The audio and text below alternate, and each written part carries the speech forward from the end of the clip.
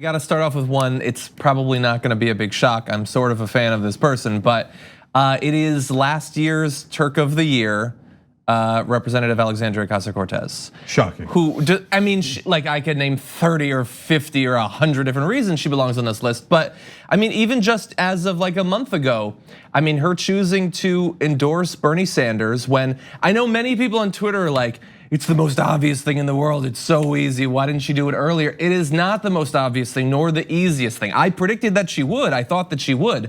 But to do it the way she did, as early in the process as she did, and she's been doing so much. She was just in LA like yesterday, doing campaign events for him.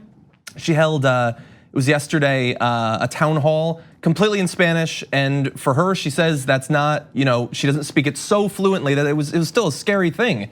But it's important that people like don't have to have it translated all the time.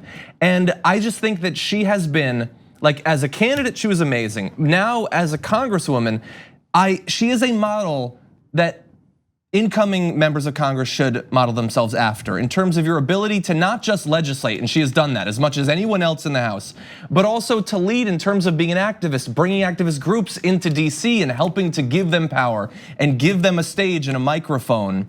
I mean, in so many different ways, she's been an advocate and defender of her values, a better communicator of them than probably anyone else in DC, in the House or in the Senate. It's just everything, basically put me down for everything. Yeah, well, a couple of things on that. First, pretty much single-handedly put Green New Deal on the map. Now, granted, it's been over the course of these last couple of years, but after she won, she went to Congress, and that was in the beginning of the year, and did the sit-in in Nancy Pelosi's office. That took tremendous courage, and so it's not that people weren't fighting for climate change before; they were. But she's the one that framed it as Green New Deal. So on policy matters, incredibly substantive, but also in the questioning of witnesses in Congress, some of the best questions we've had all year, and even conservatives had to acknowledge, well, those are really good questions. And they're like, somebody must have planted those questions. I know for a fact that she writes her own questions, so that's not true. And so she's been great too. But last thing on AOC is that the Bernie Sanders endorsement came when he was in the hospital after having a heart attack. Yep. When everyone counted him out. Everybody said, well, it's over, Bernie's over. That's when she wrote in and said, no, I don't think it's over. I'm endorsing you right now. So that's a hell of a thing. So I agree, AOC's awesome. And the nominee that I'm gonna now mention, I don't mean to compare them, that's not my intention here, but there are certain things about this nominee that inspire me, and it's Representative Ilhan Omar. And the reason why is because, first off, she's nearly always right when it comes to fighting for the right things on foreign policy, right? But more importantly, like put policy aside for a second, because she has done some things that I disagree with, including not voting along with Democrats in the resolution to acknowledge the Armenian genocide. She didn't vote against it, but she felt that it was a political move to punish Turkey for its relationship with Trump and what it did with the Kurds, as opposed to actually acknowledging the genocide for the right reasons.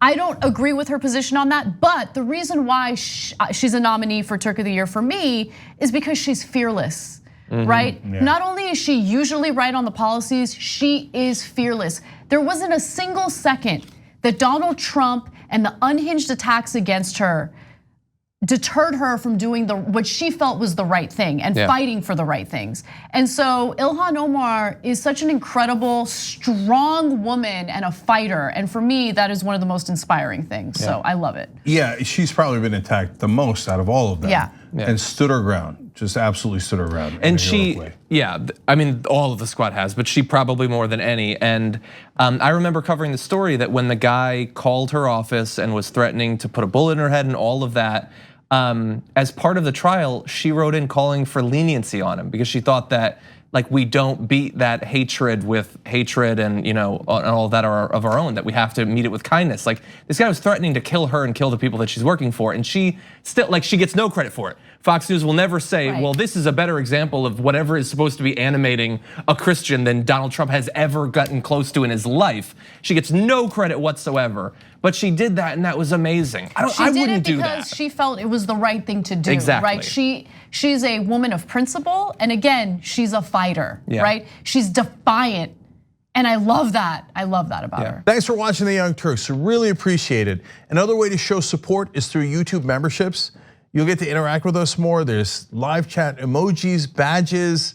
You've got emojis of me, Anna, John, JR. So those are super fun. But you also get playback of our exclusive member-only shows and specials right after they air. So all of that, all you gotta do is click that join button right underneath the video. Thank you.